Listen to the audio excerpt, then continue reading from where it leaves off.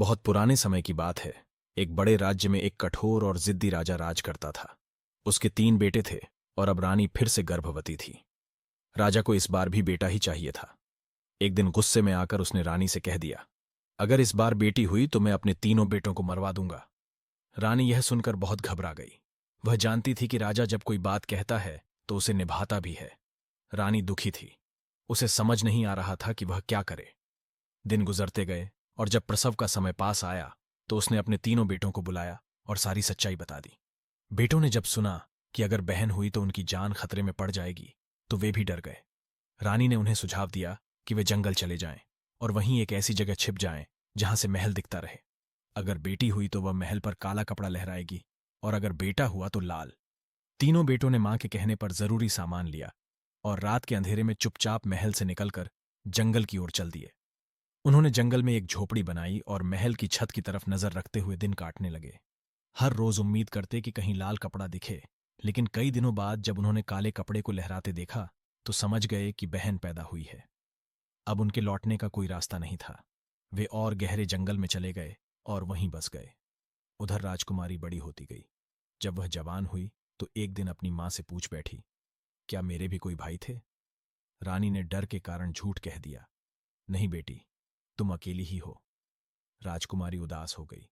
वह सोच में डूबी अपने बाग में चली गई, जहां हर तरह के फूल थे मगर सूरजमुखी नहीं। तभी एक बुढ़िया आई और बोली, तुम्हारे बाग में सब फूल हैं लेकिन सूरजमुखी नहीं, और यही कारण है तुम्हारा दुख। राजकुमारी ने पूछा, सूरजमुखी में क्या खास बात है? बुढ़िया ने बताया कि वह सूरज जैसा चमकता है और उसे अगर कोई आदमी छुए तो वह हंस बन जाता है, मगर औरत को कुछ नहीं होता। राजकुमारी को यह सुनकर बड़ा कौतूहल हुआ। उसने सूरजमुखी मंगवाया और बाग में लगा लिया। फिर जब उसमें फूल खिला तो बाग और भी सुंदर हो गया। कुछ दिन बाद उसने मां से फिर पूछा और जिद करने लगी कि उसे सच बताया जाए। रानी ने वादा लेने के बाद पूरी कहानी सुना दी कि कैसे राजा की जिद के कारण उसके भाई जंगल में चले गए थे। यह सुनकर राजकुमारी का दिल भर आया।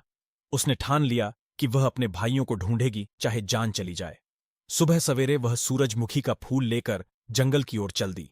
चलते चलते वह थक गई, मगर अंधेरे में सूरजमुखी की रोशनी ने उसे राह दिखाया। रास्ते में उसे एक कुटिया दिखी और वह रात वहीं रुक गई। दरवाजा खटखटाया तो एक युवक निकला। उसने जब राजकुमारी की बात सुनी तो बोला, मैं तुम्हारा भाई हूं, मगर हमने कसम खाई है कि किसी लड़की को देखते ही मार डालेंगे। लेकिन खून के रिश्ते ने उसे रोक लिया और वह बहन को एक कोने में छिपा देता है। जब दूसरे 2 भाई लौटे तो छोटे भाई ने उन्हें बताया कि एक लड़की आई थी जो उनकी बहन है।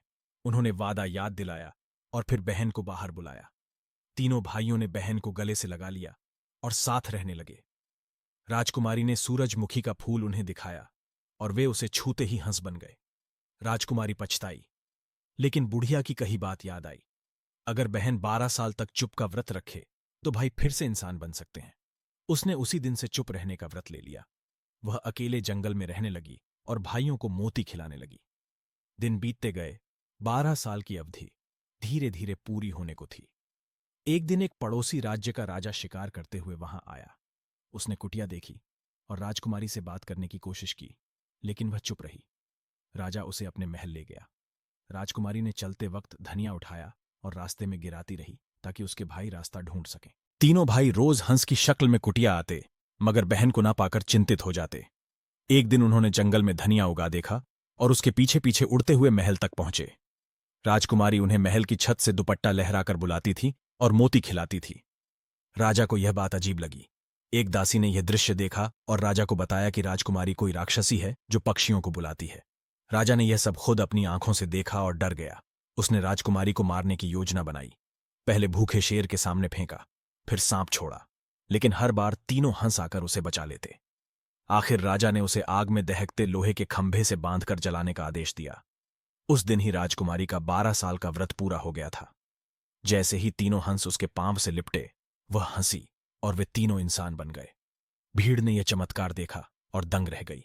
राजकुमारी और तीनों राजकुमार राजा के सामने पेश हुए और अपनी पूरी कहानी सुनाई। राजा सच्चाई जानकर शर्मिंदा हुआ और राजकुमारी से विवाह किया। भाइयों को सम्मान से दरबार में स्थान दिया गया। उस दिन के बाद से कहा जाता है कि हंसों से लोग इसीलिए प्यार करते हैं और उन्हें मोती खिलाते हैं, क्योंकि हो सकता है वे भी किसी राजकुमारी के भाई हों जिनकी बहन ने उनके लिए 12 साल तक चुप का व्रत रखा हो।